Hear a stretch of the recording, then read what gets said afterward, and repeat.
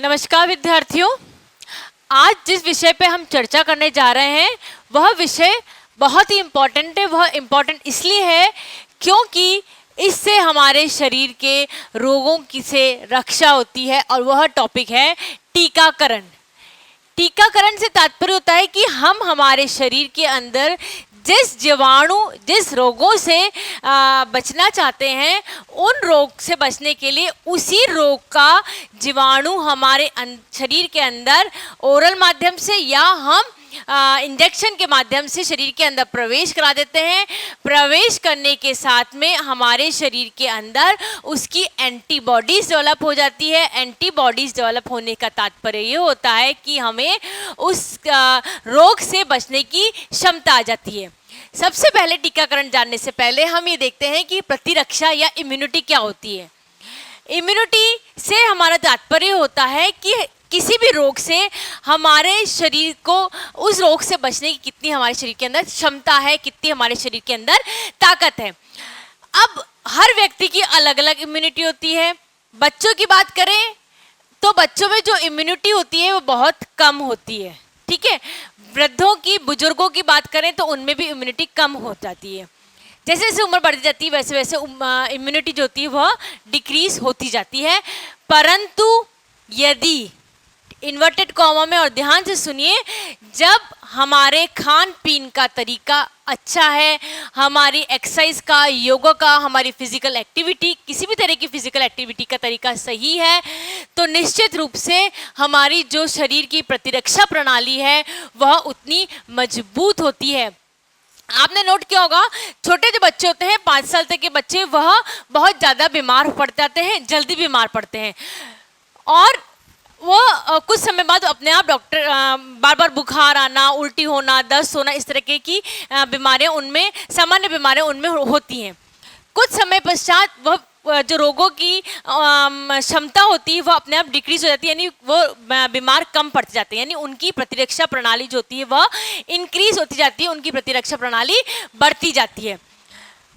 कई बार आपने नोट करा होगा कुछ बच्चों की प्रतिरक्षा प्रणाली बहुत अच्छी होती है, कुछ लोगों की प्रतिरक्षा प्रणाली कम होती है। जैसे ही मौसम बदलेगा बच्चा बीमार पड़ जाएगा, उसको कुछ नहीं होगा तो सामान्य खांसी जुकाम बुखार हो जाएगा। वह इसलिए होता है क्योंकि उसकी जो प्रतिरक्षा प्रणाली होती है वह कमज़ोर होती है।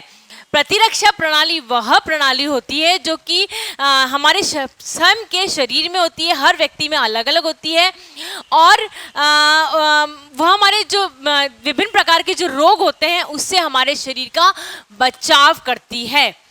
कुछ में अच्छी होती है प्रणाली यह, कुछ में यह प्रणाली कमज़ोर होती है। ये डिपेंड करता है कि आपका खान पीना कैसा है। आजकल आप लोग देख रहे होंगे कि जो हमारा खाना पीना है वह हम फास्ट फूड की तरफ जा रहे हैं। हम जो बेसिक फूड्स होते हैं हमारे हम नहीं ले पा रहे हैं। चूँकि हम वह नहीं खा पा रहे हैं इसलिए हमारी जो प्रतिरक्षा प्रणाली होती है वह डिक्रीज होती जाती है। सबसे प्रतिरक्षा प्रणाली करने का सबसे बढ़िया तरीका ये है, स्वस्थ रहना का सबसे बढ़िया तरीका यह है कि आपका खान पान और आपकी जो फिजिकल एक्टिविटी होती है वह सही तरीके से और अच्छी तरीके से होनी चाहिए। अब प्रतिरक्षा प्रणाली तो है हमारे में, ठीक है, परंतु क्या हमारी प्रतिरक्षा प्रणाली हम खान पीन से बढ़ा सकते हैं? बिल्कुल। क्या हम और कोई तरीका है जिससे बढ़ाने का? यस, बिल्कुल है, और वह तरीका है टीकाकरण। 10 साल तक अलग अलग तरह के रोगों से बचाव के लिए टीके लगते हैं। टीका हम ओरल तरीके से दे सकते हैं, टीका हम इंजेक्शन लगा के भी दे सकते हैं। टीका क्या होता है? टीके से तात्पर्य हमारा ये होता है कि हम जिस रोग से बचना चाहते हैं उस रोग के जीवाणु कीटाणु हमारे शरीर के अंदर प्रवेश करा देते हैं, जिससे कि हमारे शरीर के अंदर उस रोग से रोग की एंटीबॉडीज़ जो होती है वह डेवलप हो जाती हैं और हमारे शरीर के अंदर चूँकि उसकी एंटीबॉडी पहले से ही डेवलप है तो जो बाहर के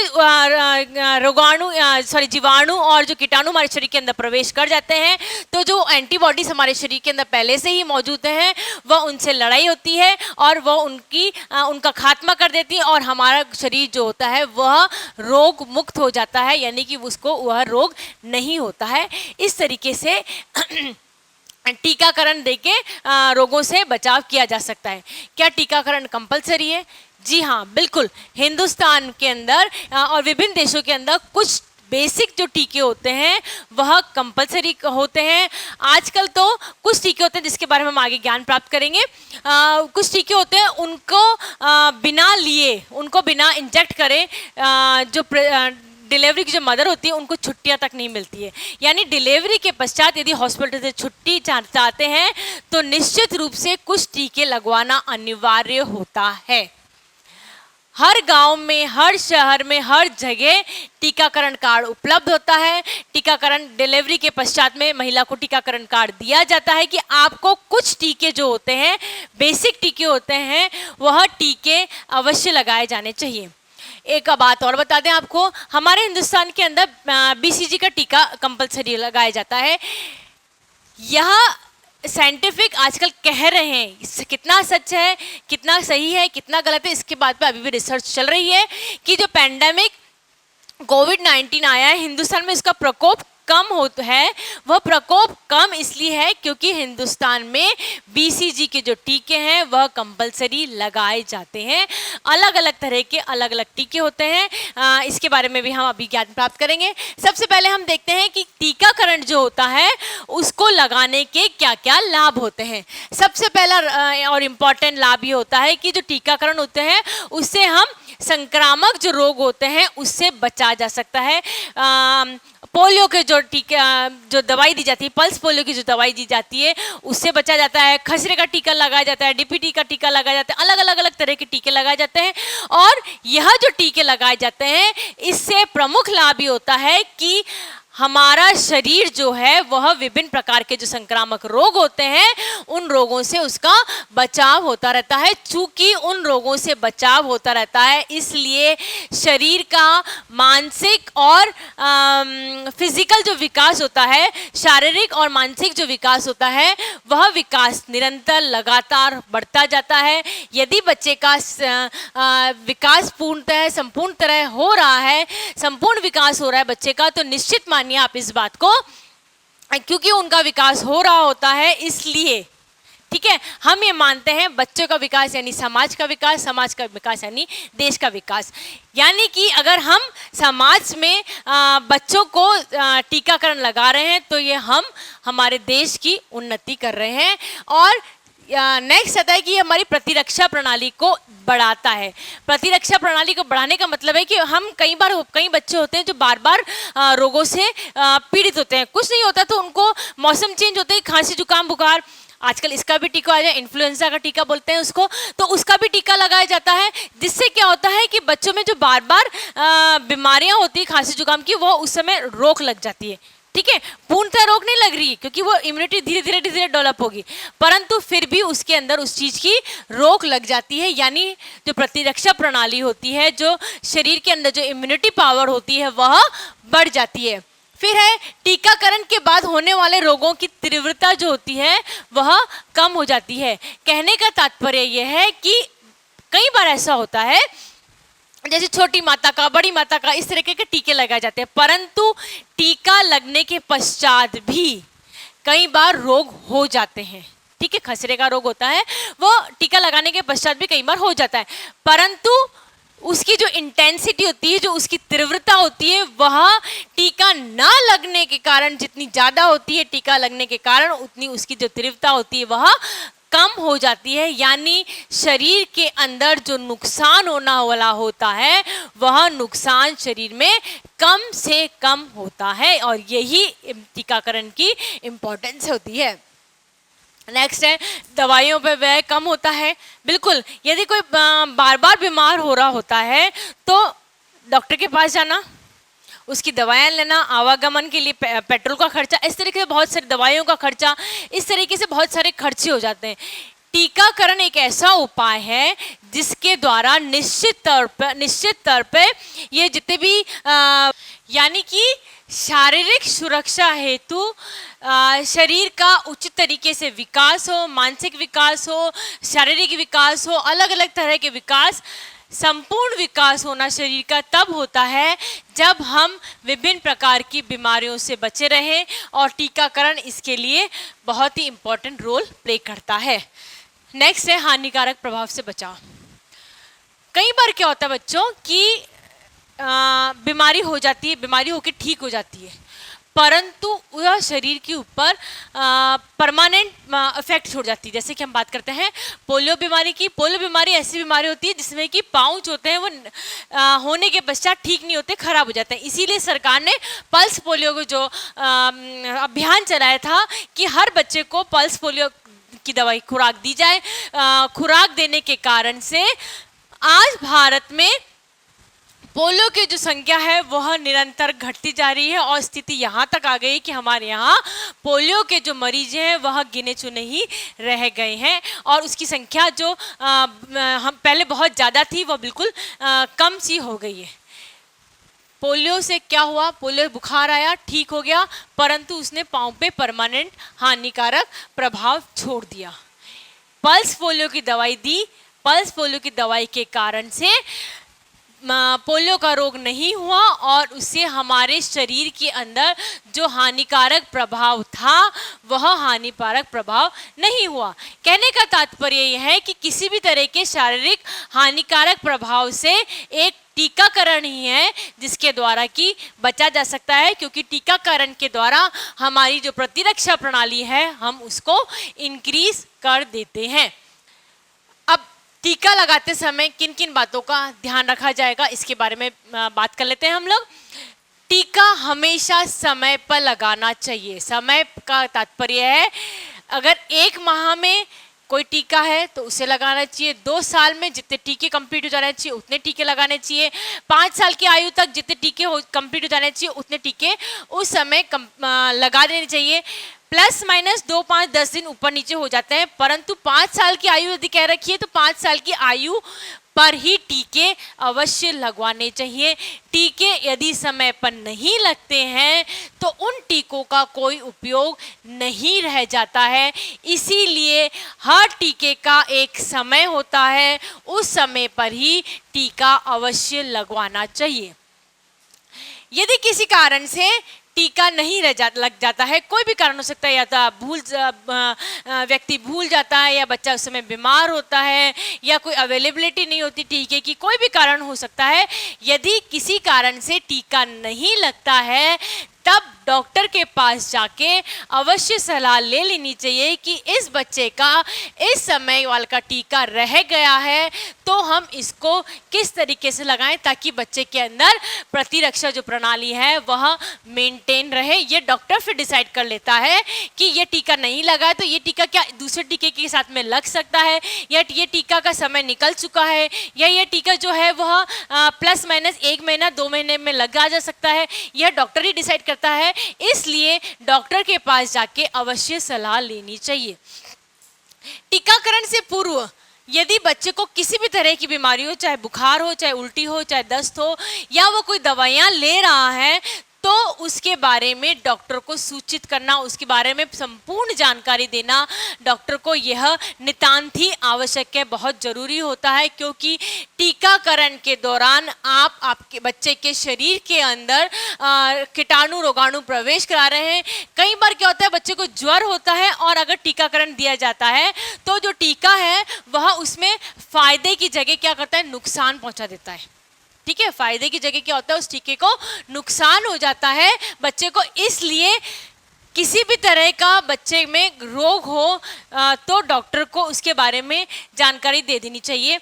टीके के आधा घंटे पूर्व और आधा घंटे पश्चात कोशिश यह करनी चाहिए कि बच्चे को किसी भी प्रकार का आहार न दिया जाए, क्योंकि हम शरीर के अंदर क्या प्रवेश करवा रहे हैं, टीका लगवा रहे हैं, कीटाणु जीवाणु का प्रवेश करवा रहे हैं। हर व्यक्ति की, हर बच्चे की बॉडी अलग अलग तरीके से उससे रिएक्ट करती है। जनरली जो टीके लगते हैं वह टेस्टेड टीके होते हैं, उसमें शरीर का किसी भी प्रकार से कोई भी हानिकारक प्रभाव नहीं पड़ता है।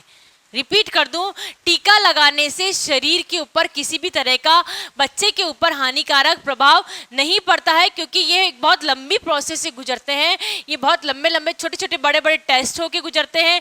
जो हमारे पास मार्केट में अवेलेबल जो टीके होते हैं वह साइंटिस्ट के द्वारा टेस्ट करके अवेलेबल होते हैं। इसलिए शरीर में इसका निश्चित तौर पर यह बात है कि शरीर के ऊपर इसका किसी भी तरीके का नुकसान नहीं होता है।